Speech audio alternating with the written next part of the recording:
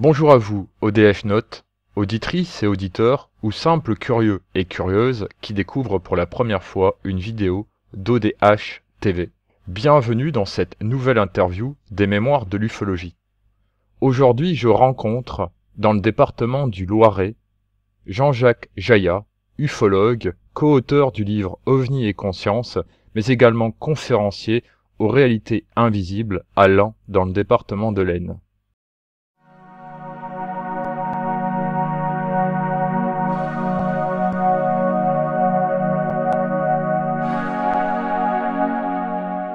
Bonjour Jean-Jacques, merci de me recevoir chez toi C'est avec plaisir. et merci de répondre à quelques petites questions pour les mémoires de l'ufologie française ou francophone pour les générations futures.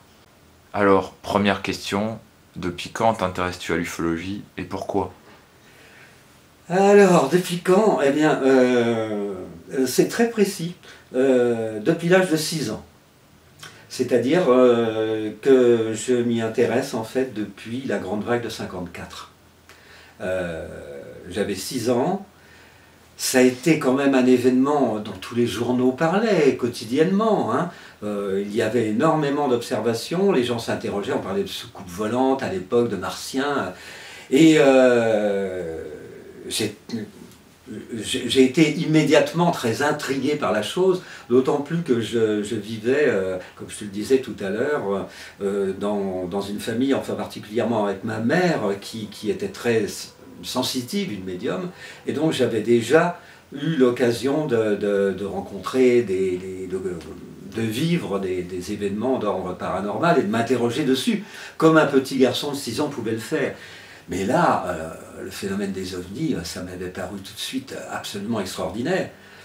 Et quand j'ai atteint, je dirais l'adolescence, en gros, à mes 14 ans, peut-être même avant, je me suis dit quand même, faudrait étudier ça de plus près quand même. Donc j'ai commencé à m'informer, j'ai lu, comme tout le monde, j'ai lu des livres, hein, un peu de tout, certains bons, d'autres moins, des articles, et puis plus je suis entré dans ces premières informations, plus je me suis senti sensibilisé, plus cette question m'a paru non pas anecdotique, comme parfois on entend les gens le dire, oh bah oui, oui c'est intéressant, ah oui bah c'est bizarre, mais ça s'en tient là, non, ça me paraissait être quelque chose qui charriait de l'importance à un niveau beaucoup plus large.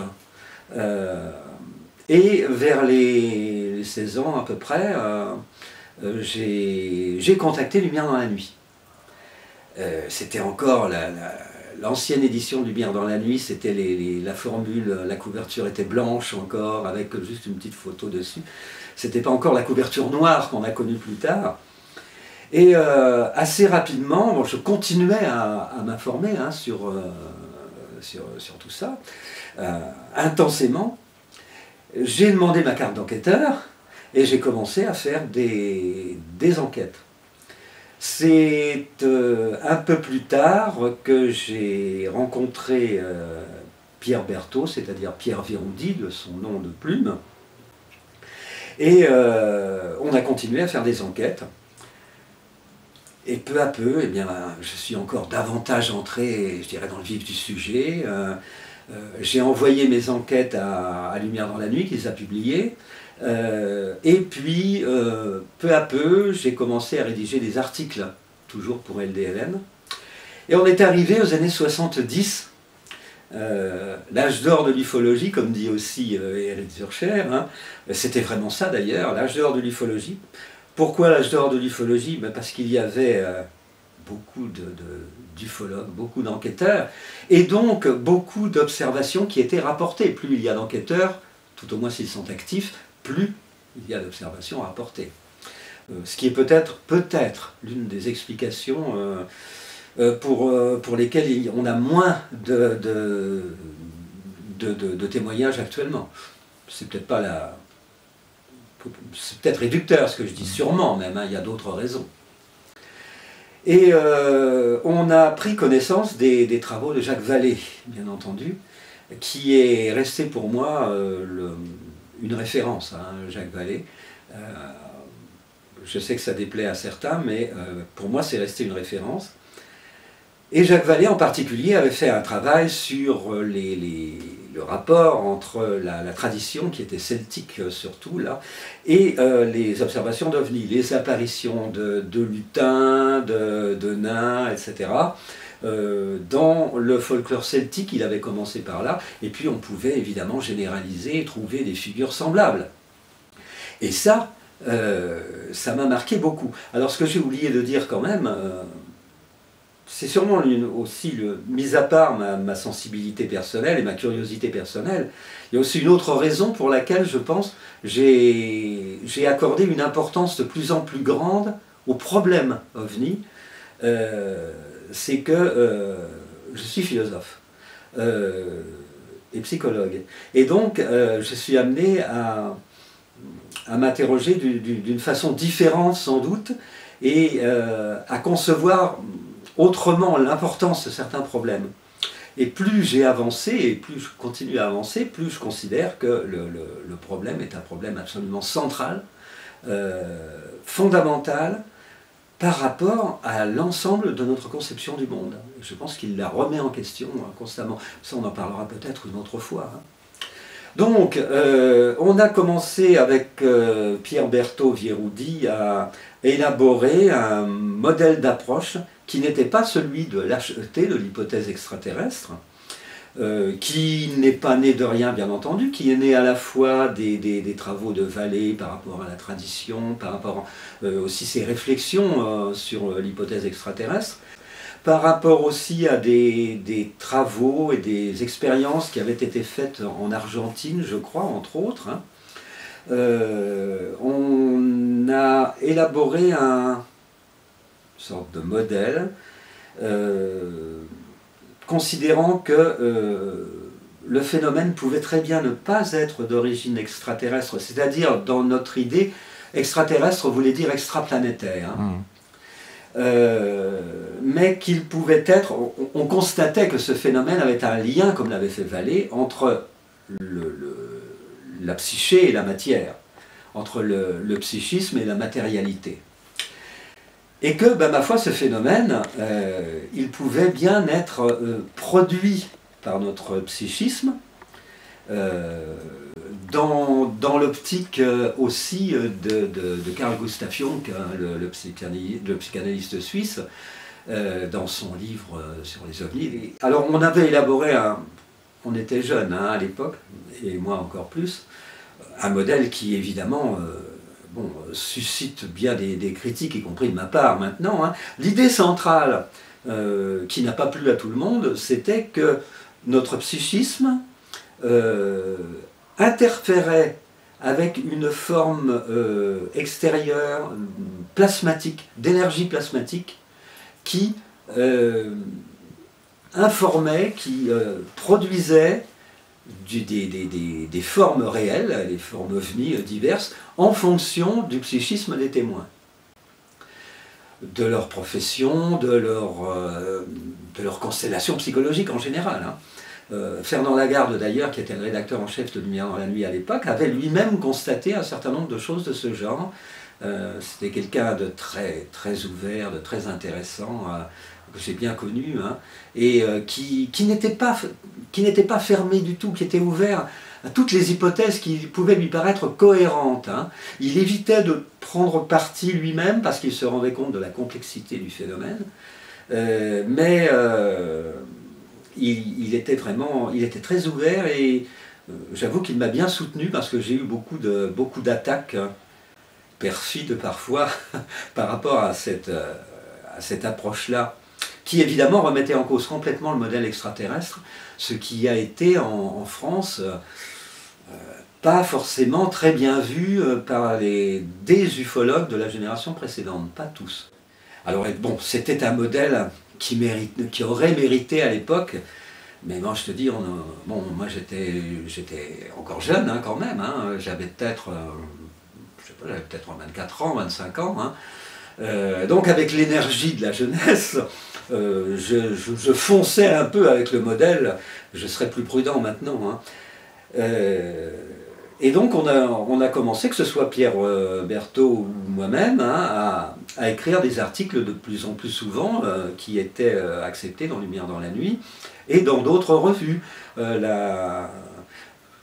Je n'oublierai pas de citer la revue des soucoupes volantes de Michel Moutet, hein, l'éditeur Michel Moutet, qui nous a hébergé, Pierre, moi-même, Éric Zurcher et d'autres, hein, dans sa revue, et qui n'hésitait pas à publier des articles qui souvent faisaient scandale, quoi, au niveau ufologique. Puis il s'est produit quelque chose, alors un peu plus tard, au niveau des années 80, quelque chose qui était beaucoup moins agréable. C'était je dirais, la petite vie du milieu ufologique et toutes les querelles qui pouvaient se faire, qui étaient parfois très violentes, hein, verbalement, et selon Éric, pas toujours verbalement d'ailleurs, pas seulement. J'ai reçu des lettres anonymes, des lettres d'injures, enfin des choses inimaginables pour tout simplement un domaine d'études avec lequel certains n'étaient... une approche avec laquelle certains n'étaient pas d'accord. Bon, donc Éric a réagi comme moi, je parle encore de lui parce qu'on a vraiment eu un parcours un peu semblable, hein. J'ai pris de l'écart, je me suis mis à l'écart, j'ai quitté Lumière dans la nuit, j'ai continué, je n'ai jamais arrêté bien entendu, toutes les recherches que je pouvais faire, mais pendant un bon moment j'ai cessé de publier et j'ai travaillé seul, ou avec, enfin seul, avec quelques personnes comme moi, y compris Éric, hein, en toute liberté, en toute indépendance, ne dépendant plus d'aucune association ni quoi que ce soit, pour éviter ces querelles oiseuses d'ego, ces querelles dogmatiques qui, comme je te le disais tout à l'heure, qui n'avancent à rien et qui... je ne suis pas là pour ça, je suis là pour mener des recherches dans le domaine ufologique, dans le domaine du paranormal aussi, quel que soit le sens de ce mot, hein, de la parapsychologie si tu veux, hein. Je suis là pour faire des recherches, pas pour me disputer avec les gens. Ça ne sert à rien. Il est bon de répondre lorsque d'autres personnes qui ne sont pas d'accord avec moi, même ce qui est tout à fait légitime, avancent des arguments auxquels on peut répondre, on peut en discuter en toute politesse, hein. Bon, j'avoue que moi-même, dans les années 70, j'étais parfois un peu vif, hein. C'était l'âge était là, où on est sans doute un peu moins conciliant. Mais bon, après, j'ai vraiment pris du large et ça m'a été, je crois, extrêmement bénéfique. Il le fallait parce que c'était une perte de temps, c'était une perte d'énergie, de l'agacement pour rien, et non seulement ça ne faisait pas avancer les recherches, mais en plus, ça aurait pu finir par les entraver, parce que si on passe son temps à répondre à l'un qui injurie, à l'autre qui t'insulte, etc. Enfin, je ne vais pas m'attarder là-dessus, ça n'en vaut pas la peine, même si on sait que ces choses-là continuent maintenant. Et donc j'ai repris des publications eh bien, un peu plus tard, hein, et j'ai repris du service en quelque sorte. Certains titraient Jean-Jacques Jaillat, le retour.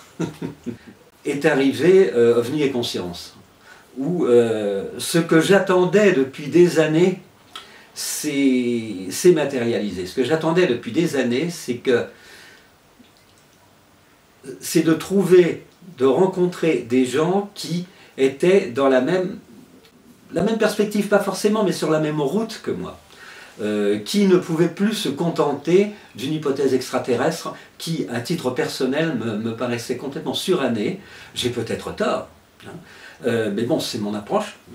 Et je me suis rendu compte que je n'étais pas tout seul et que d'autres avaient besoin, de développer d'autres approches éventuelles, parce que pourquoi se limiter à un seul modèle, qui en plus, bon, à titre personnel, me paraît battre de l'aile pour des tas de raisons, et Vallée avait déjà mis certains points là-dessus, même s'ils ont été discutés par...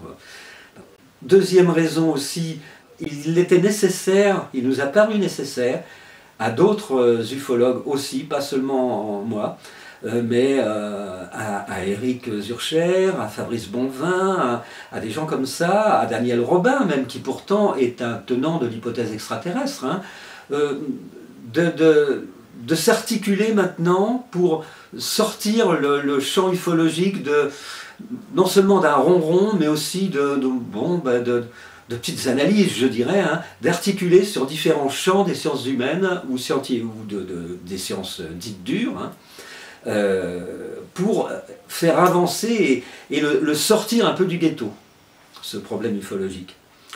Et donc on a rédigé OVNI et Conscience,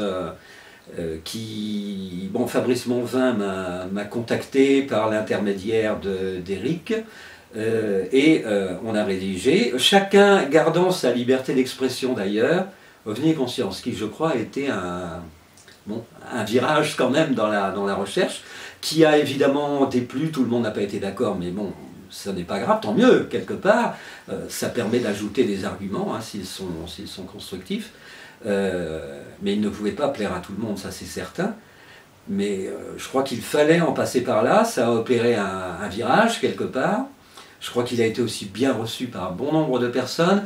J'ai reçu des courriers, des mails me disant « Ah, on attendait ça depuis longtemps, oui, ça va permettre de prendre un autre souffle en quelque sorte dans la recherche, c'est bien. » Et donc les recherches continuent toujours. Hein.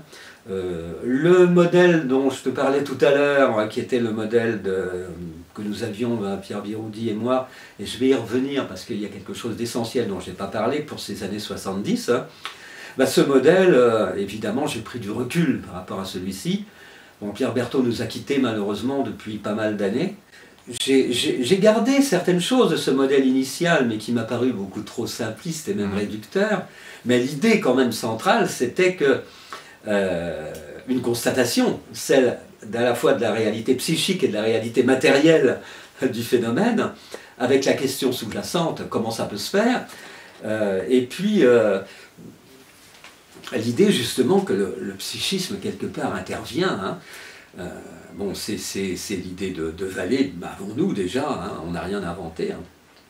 Je reviens sur les années 70, parce que ce modèle dont je parlais, on en a déduit quelque chose de logique, mais on n'était pas les premiers non plus. Hein, mais c'était important.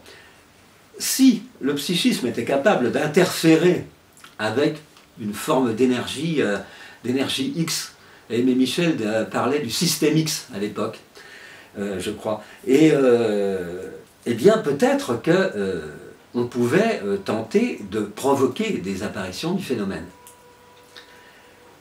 Ce que, évidemment, dans l'enthousiasme de l'époque, nous n'avons pas hésité à faire.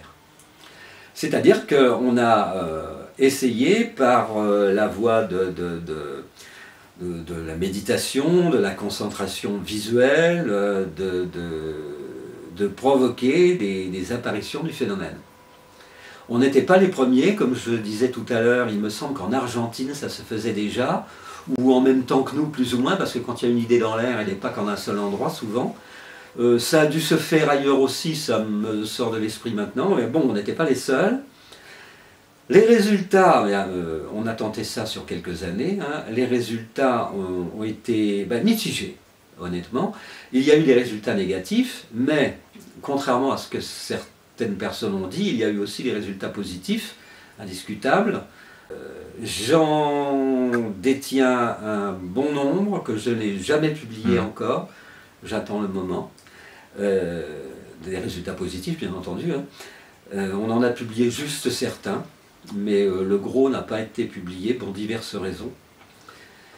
Donc ça nous a semblé à la fois une voie intéressante, mais aussi une voie de garage quand même, et même une voie qui pouvait être dangereuse.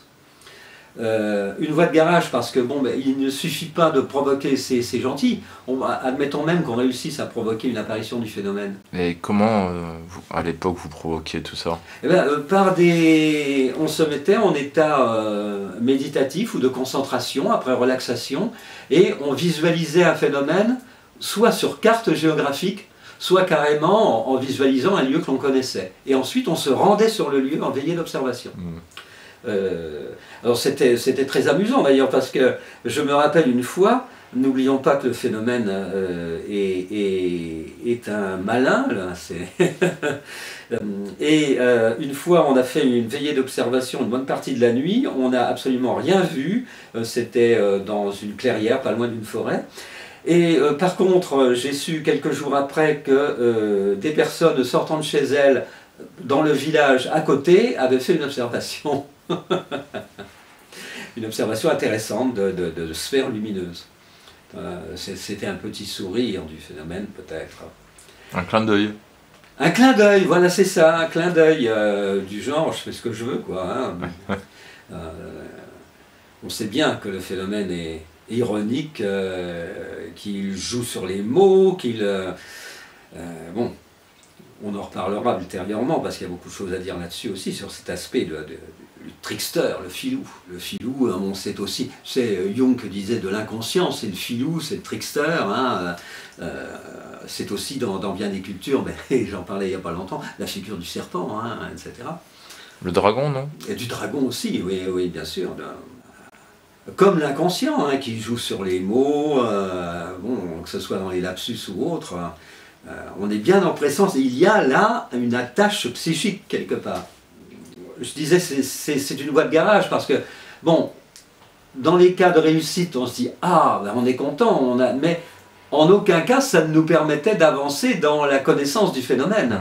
Sauf quand même que Pierre Berthaud, qui était beaucoup plus technicien que moi, avait réussi à prendre des photographies de boules lumineuses qui s'étaient révélées être une forme de plasma.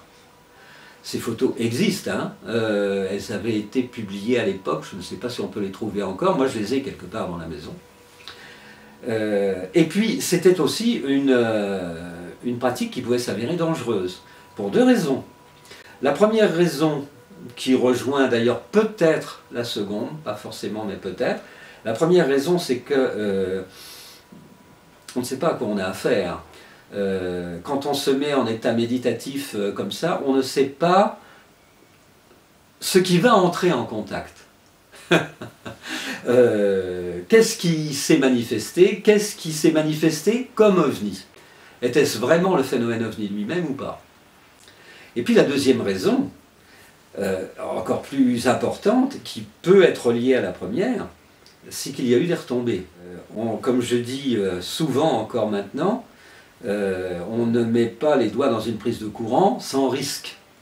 Et les risques, ils existent, en l'occurrence. C'est pourquoi, si parmi les personnes qui m'écoutent, certaines ont envie de faire des provocations, attention, parce qu'il peut y avoir des retours de bâton.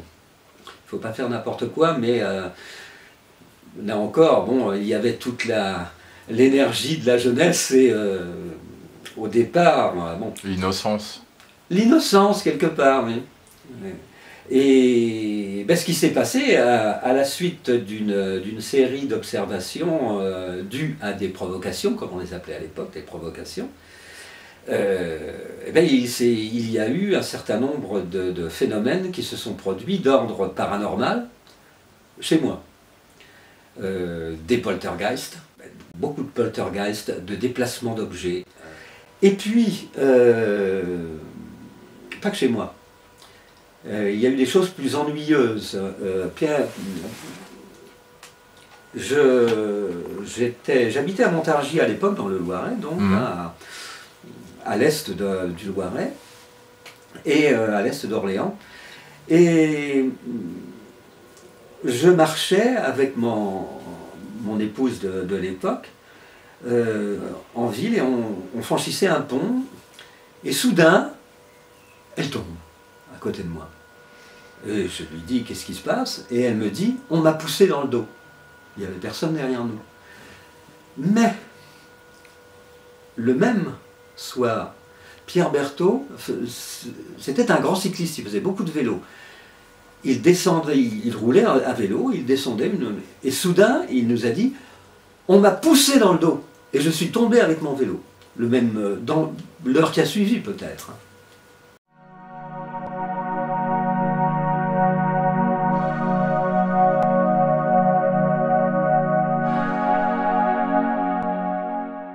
Alors, qu'as-tu observé?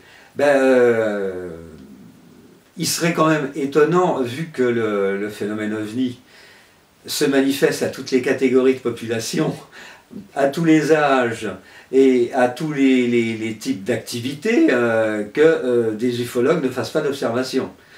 Il y en a qui n'en ont jamais fait. Il y en a qui n'en ont jamais fait, mais forcément, il y en a forcément qui en font, comme tous les médecins ne font pas des observations d'OVNI, mais il y en a qui en font aussi.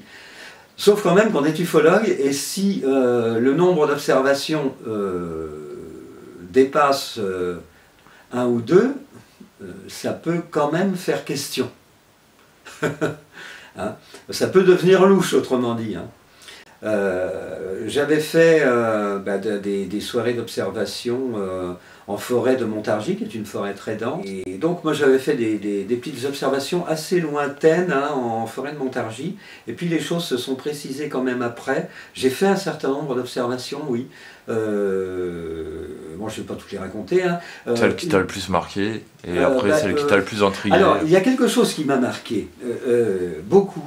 Mais je ne sais pas si elle relève du phénomène OVNI ou toute autre chose. Il faudrait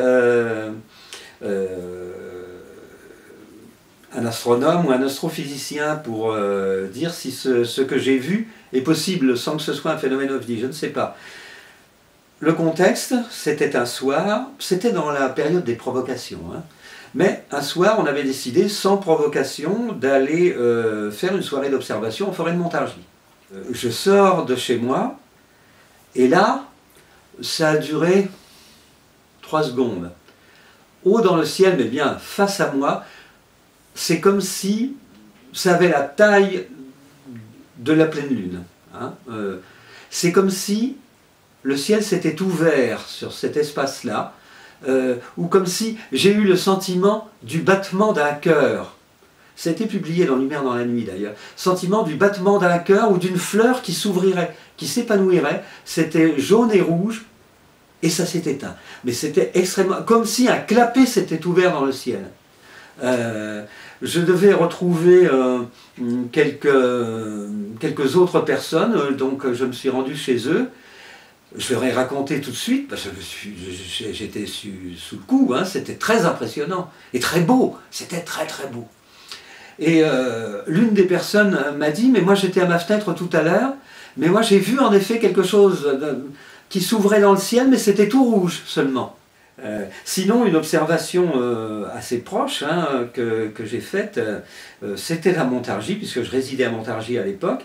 J'étais dans la salle à manger, c'était une fin de matinée, j'étais dans un fauteuil, c'était pas celui-là, mais j'étais dans un fauteuil, et je tourne la tête vers la fenêtre de la salle de séjour, c'était une grande baie, qui donnait, il fallait traverser une route, et ça donnait sur une voie express. Et là, apparaît un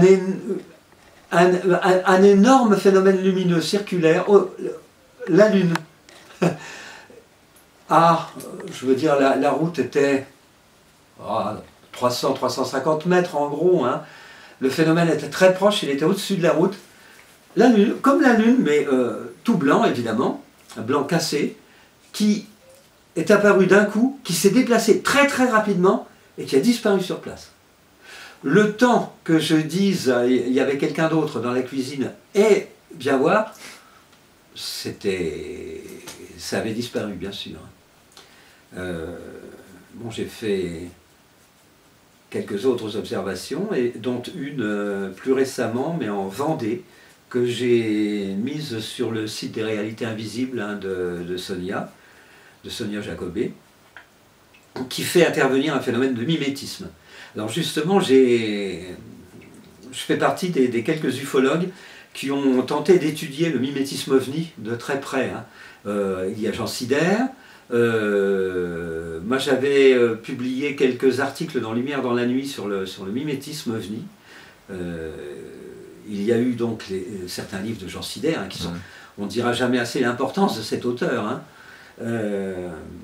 Et je continue à m'interroger sur le mimétisme OVNI, au point parfois où je me dis, est-ce que l'ensemble de ce que l'on voit n'est pas un mimétisme de ce que l'on voit? Est-ce que tous les phénomènes OVNI ne seraient pas des mimétismes, y compris les abductions? mimétisme d'opération, mimétisme d'examens médicaux. Bon, je dis ça sans m'avancer davantage, hein. Ce sont des idées qui viennent, parce que quand on fait des recherches, on a des idées qui viennent de temps en temps. Ça ne veut pas dire qu'elles sont opérationnelles ou valables. Et le mimétisme n'est jamais parfait, bien entendu, sinon on ne saurait pas que c'est un mimétisme. D'où évidemment la question, est-ce qu'il existe des mimétismes parfaits? Et dans ce cas-là, on ne peut pas le savoir. Question sans réponse. Mais voilà ce qui me vient à l'esprit. La dernière dont je te parlais, la dernière en date, qui a été suivie d'un phénomène manifestement de type ovni aussi, ici, enfin tout près, là, de chez ma compagne, hein, qui habite à côté, et bon, qui était certainement en lien avec l'observation que nous avions faite en Vendée, hein, et qui fait intervenir un mimétisme très troublant. Très troublant. Observation qui a été faite par des dizaines de personnes, hein, je n'étais pas tout seul. Mais ça, j'en parlerai une autre fois parce que ce serait un peu long, hein, parce qu'il faudrait développer pour arriver au cœur du truc.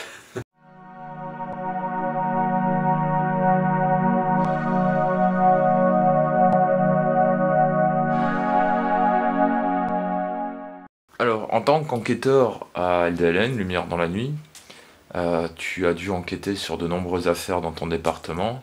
Alors déjà, dans ce que tu as fait, comment est le phénomène OVNI dans ton département? Est-il plus de RR1, RR2 ou RR3? Le phénomène OVNI, il a évolué, hein. Les premières enquêtes que j'ai faites, ça a commencé, bon, le gros des enquêtes, ça a commencé au début des années 70, hein. Certaines avaient été faites un petit peu auparavant par Pierre Berthaud. Il a continué à en faire, j'en ai fait aussi de mon côté, j'en ai fait avec lui. Bon, on se partageait le Loiret en gros, hein. L'évolution, moi je dirais que on avait à l'époque peu de triangles, alors qu'on en voit beaucoup plus maintenant, mais je crois que c'est un petit peu général, hein. C'était plutôt soit les disques, les cigares lumineux, verticaux ou horizontaux, ou ça dépendait des moments, puis comment dirais-je, les sphères lumineuses, hein. Des atterrissages, il y en a eu, pas beaucoup, mais il y en a eu quand même, hein, ou proche du sol. Les apparitions d'humanoïdes ont été plus rares, pour ce que l'on a pu en savoir maintenant. Tu sais bien que sur 10 observations qui ont été faites, on va en connaître 2, hein, c'est tout, hein. Pas se leurrer là-dessus. Et niveau RR4, les abductions, non? Non. À l'époque. À l'époque. Par contre, j'ai eu l'occasion, il y a 1 an maintenant, je l'ai mis sur Internet d'ailleurs, hein, et je pourrais te la communiquer. C'est une observation qui remonte à 20-23 ans, mais j'ai rencontré le témoin, oui, il y a une petite année, hein, et il se pourrait bien, moi je soupçonne une abduction. Je soupçonne une abduction, tout près d'ici, de l'autre côté d'Orléans, hein. Et puis, depuis, hein, il y a des phénomènes triangulaires, et on a eu une vague il n'y a pas très longtemps, sur le Loiret, hein, globalement, hein, avec des boules lumineuses, et puis des phénomènes de flash ou de lumière fixe, plus ou moins triangulaires, sans pour autant qu'on voit un corps entre ces lumières, hein. Et puis des triangles noirs, hein. Un triangle noir a suivi, pas dans la dernière vague là, à ma connaissance, mais il y a peut-être 3 ans de ça, 3 ans peut-être, hein, ou 2 ou 4, mais pas plus, a suivi un automobiliste sur 20 ou 30 km au-dessus de sa voiture et à basse altitude. Mais à l'époque, non, à l'époque on avait plutôt, alors on a eu quelques gros cas évidemment, l'un qui a été très médiatisé, qui était l'observation de Douzoire-sur-Loire, ça devait être en 60. Je disais, tout ceci, c'est une toute petite partie des archives du Loiret. D'accord. Hein, c'est ce que j'avais à portée de la main, en sachant évidemment que j'ai des dossiers évidemment beaucoup plus importants, hein, y compris sur d'autres départements, bien entendu. Tu dois bien te douter que depuis 52 ou 53 ans peut-être, hein, je ne vais pas compter, ça va me vieillir, j'ai des tas de dossiers qui s'accumulent un peu partout, hein, évidemment. Hein. Des archives, pas que des dossiers d'observation, hein.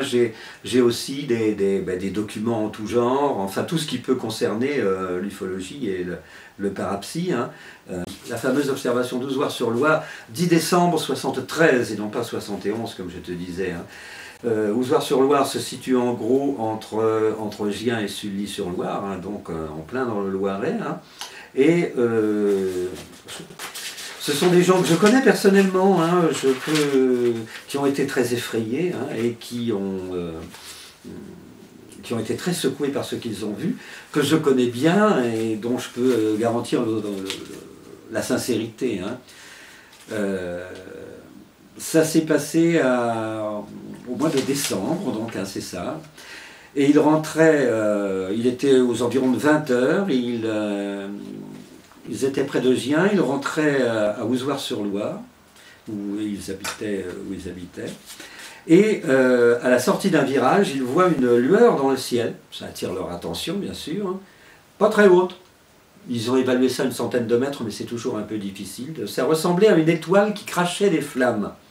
Elle se déplaçait lentement au-dessus de la Loire.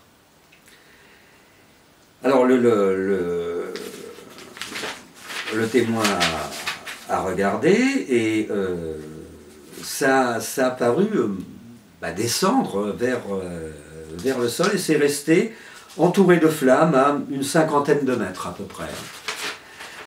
Dans le même temps, ça c'était intéressant, le 9 décembre et non pas le 10. Et le 10 décembre, dans le même secteur, à Ozoir-sur-Loire, il y a eu la grosse observation, dont on a une reproduction, mais je crois que tu l'as filmé tout à l'heure, hein,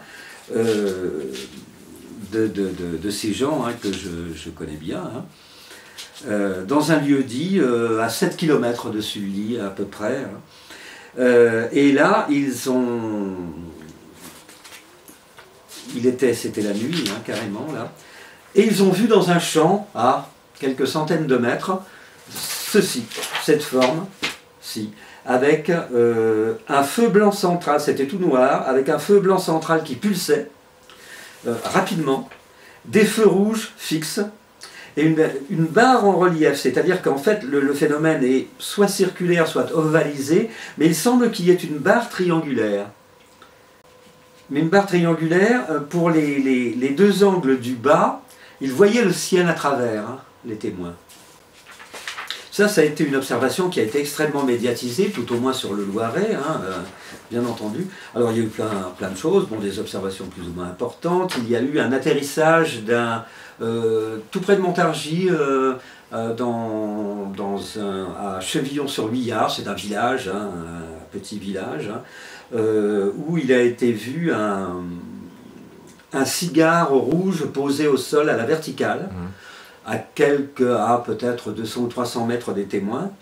Et le cigare, il n'était pas vertical au début, il était en oblique, et puis il s'est mis à la verticale, et il a démarré dans le ciel, il s'est élevé, mais il avait une dimension, manifestement, importante. Hein. C'était pas, je veux dire, c'était pas un phare de voiture, c'était quelque chose dont le diamètre était nettement supérieur à la Lune, tel qu'on la voit. Hein.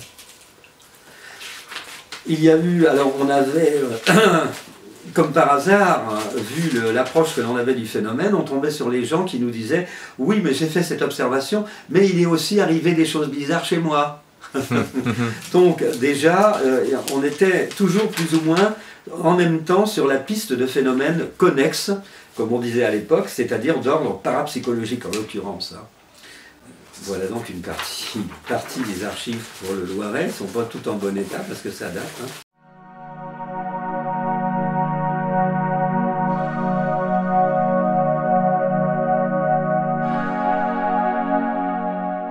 Le site des réalités invisibles est un site qui m'a été très gentiment ouvert par Fred Jacobet et par Sonia, et Sonia continue à s'en occuper maintenant, et qui m'ont laissé alors totalement carte blanche pour publier tout ce que je voulais. Donc j'ai créé une chronique que j'ai appelée la chronique des hauts fonds. C'est un bel oxymore, le haut et le fond. La chronique des hauts fonds, il y a pour l'instant 6 chroniques. Je la qualifie de irrégulièrement régulière. Et j'ai ouvert aussi sur le même site les Annales de la Magonie.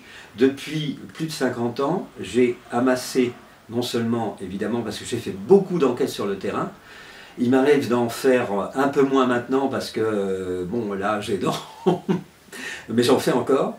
Mais j'ai fait des centaines d'enquêtes, hein, toutes n'étant pas publiées, mais elles sont dans mes archives. Mais j'ai aussi évidemment rencontré des cas plus troubles, liés certainement, tout au moins pour certains, au phénomène OVNI. Et j'ai l'intention maintenant d'en publier un certain nombre, ceux qui me paraissent les plus intéressants. Ils sont inédits, je ne les ai jamais publiés. Pour l'instant, j'en ai publié un dans les Annales de la Magonie, qui est particulièrement troublant. Tout ce que l'on peut dire, c'est qu'il est vraiment d'ordre paranormal, mais de quoi relève-t-il? Est-ce une réalité ufologique, parapsychologique, autre? Je ne sais pas. Mais il y a un phénomène magonien, c'est certain. Au sens où l'entendait Jacques Vallée, bien sûr. Et qui fait faire intervenir ah oui, oui, une personne qui se rend dans un lieu, je ne vais pas déflorer le sujet, si les personnes qui me suivent ont envie d'aller voir les annales, mais qui se rend dans un lieu et qui est reçu dans ce lieu. On retrouve d'ailleurs cette constante dans pas mal de récits, et qui, lorsqu'elle y retourne, se rend compte que ce lieu est abandonné depuis bien longtemps. Et ce lieu est une école. Et donc elle est reçue avec les enfants, les institutrices, et une partie du bâtiment qui n'existe plus quand il y retourne, quelques mois après. Il y a plein d'histoires comme ça. Il y a plein d'histoires comme ça, oui, oui. Alors certains, je pense, sont des fakes, hein, mais manifestement, il y a là une constante, une constante structurelle quand même. Il y a quelque chose qui se manifeste à travers cette structure-là. Et là, je connais bien la personne, hein, je garantis l'authenticité de la chose. Hein. Et j'ai enquêté longuement dessus.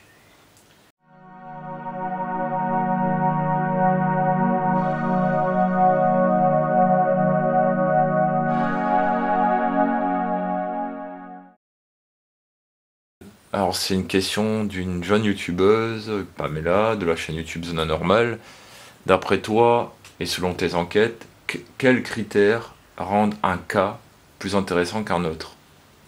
Ben, souvent, ce qui peut rendre un cas sera plus intéressant si c'est une rencontre rapprochée, alors qu'une autre observation sera celle d'une boule très lointaine, ou tout au moins en apparence lointaine, dans le ciel. Un cas sera plus intéressant s'il y a plusieurs témoins plutôt qu'un seul. Mais bon, c'est très variable. Le docteur X était seul. Et pourtant, Aimé Michel disait, à lui tout seul, le cas du docteur X résume toute la problématique ufologique.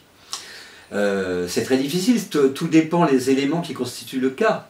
Il peut y avoir un cas relativement éloigné, mais qui va s'avérer particulièrement intéressant pour telle ou telle raison par rapport au comportement du témoin, par exemple. C'est intéressant parce que le témoin, il était au lit et il a senti le besoin absolu de se lever pour aller dehors. Il s'est senti attiré dehors. Voilà un cas intéressant, même si la boule lumineuse était peut-être à 1 kilomètre.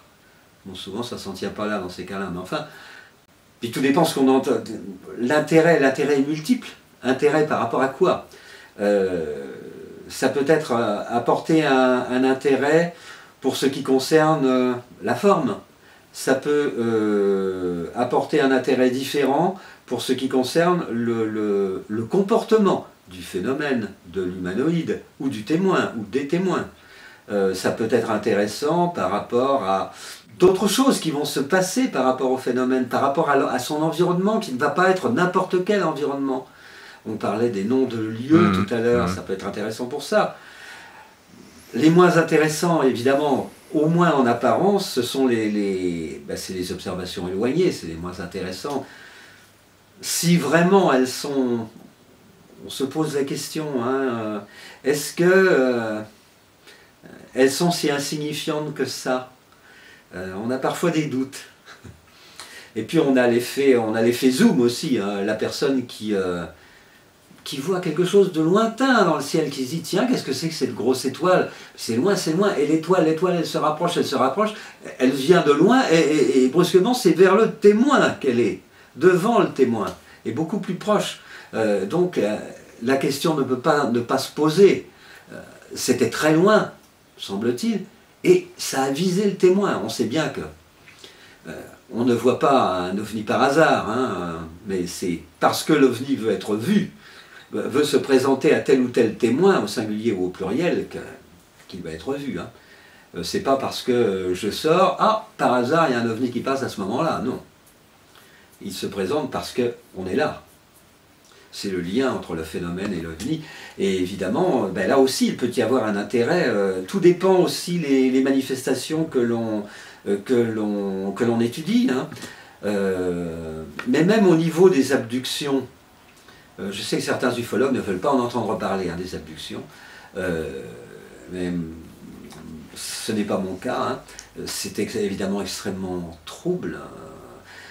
Mais il y a des récits d'abduction qui sont plus intéressants que d'autres. Soit par l'évolution des gens, s'il y en a une, c'est assez souvent le cas, pas toujours. Soit parce qu'ils ont vécu, quelquefois, tiens, voilà un élément nouveau. Pourquoi il est venu s'ajouter? Qu'est-ce que ça veut dire? Ce sont des intérêts multiples. Ça peut être intéressant sur un point, moins pour un autre, ou bien globalement intéressant. En fait, moi, tous m'intéressent. Même les observations lointaines, je me dis que je ne les néglige pas non plus. Mais évidemment, on peut en tirer moins de choses. Si ça se contente d'être une boule qui passe assez lointainement, bon. Mais ça peut présenter un intérêt. Imaginons, et ça arrive, que dans la même journée ou 2 jours après, au même endroit, la même boule se comportant de la même façon se passe. Passe devant les yeux d'autres témoins. Donc là, il y a tout de suite d'autres questions qui se posent.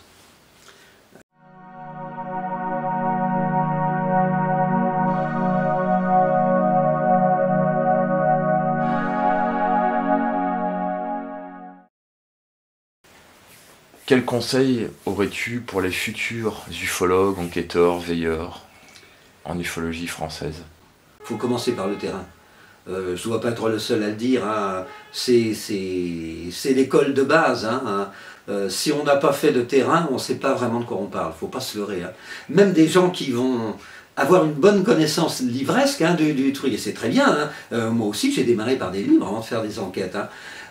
Mais il faut passer par cette case-là, hein, et y rester d'ailleurs. C'est absolument indispensable si on veut couvrir réellement toute cette partie concrète du phénomène. Hein. Ça, c'est un conseil important. Un autre conseil pour des gens plus jeunes qui voudraient se lancer dans l'ufologie, c'est une très bonne idée, c'est de ne pas s'emballer. Il y a un enthousiasme par rapport à quand on commence à connaître des gens, on a fait des enquêtes, on peut partir très vite et puis...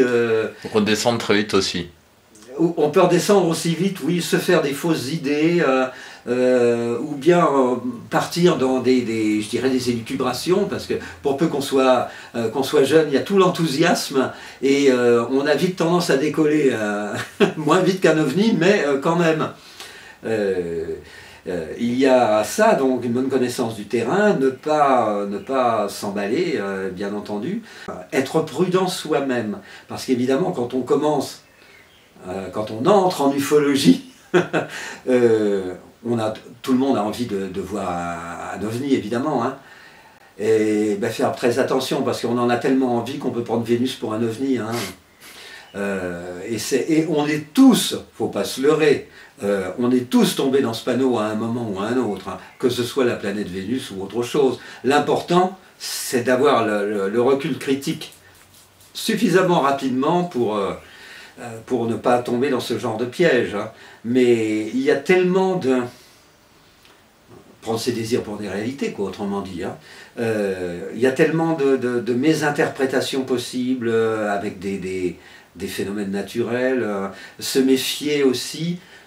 C'est beaucoup plus rare qu'on le pense, mais des gens qui vous racontent des histoires, hein, pour ce... bon, c'est pas si courant qu'on pourrait le penser, hein. Et puis, garder l'esprit le plus critique possible, y compris dans les enquêtes que l'on peut faire, parce que des gens en toute bonne foi pensent avoir vu un ovni, et il faut justement très bien mener une enquête le mieux possible, le plus sérieusement possible, pour déterminer si ce n'est pas tout simplement un phénomène très naturel, une mauvaise interprétation de quelque chose, hein. Moi j'avais vu, pas très loin de Montargis, je me rappelle, il y a pas mal d'années de ça, c'était un couple, un très gentil, il m'avait reçu, il m'avait offert l'apéritif et tout, on était allés sur place. Ils avaient été suivis par une boule lumineuse assez grosse dans leur voiture, hein. Elle les suivait. On a refait le chemin dans les mêmes conditions et on s'est rendu compte en fait que c'était tout simplement la Lune, mais évidemment avec la distance de la Lune, ils avaient l'impression qu'elle les suivait, quoi. Et c'était la Lune, tout simplement. Et tout correspondait à l'heure et tout. Donc il faut faire attention à ça, par rapport à ses propres observations éventuelles, par rapport aux observations qui peuvent être ramenées par les autres, par des témoins divers, hein. Il faut garder un esprit critique le plus possible. Il faut un scepticisme ouvert, tout simplement. Le bon sens du mot sceptique. Pas le scepticisme dogmatique qui dit moi je suis pas d'accord, ou tout simplement j'ai décidé que ça n'existait pas, donc ça n'existe pas. Ça c'est un mauvais scepticisme. Le scepticisme en philosophie c'est pas ça. Le sceptique philosophe c'est pas ça du tout. Et là en l'occurrence il faut un scepticisme ouvert, ça veut dire bon ben je prends en compte les différentes données et puis je vais voir si ça correspond déjà à quelque chose de réel et si ce quelque chose peut s'expliquer naturellement ou s'il présente des caractéristiques qui permettent de penser que c'est un phénomène ovni. Ou parapsychologique, hein, selon. Mais ce sont des qualités qu'il faut avoir, je crois, au départ, et elles sont très importantes, sinon on risque de faire un peu n'importe quoi. C'est déjà un domaine fluctuant, c'est le moins qu'on puisse dire, hein. Il sinue comme un serpent le phénomène, hein. Et donc il faut pas en rajouter, quoi. Il faut être le plus cadré possible quand on fait une enquête. Ah oui, sinon on part dans toutes les directions. Il faut prendre son temps.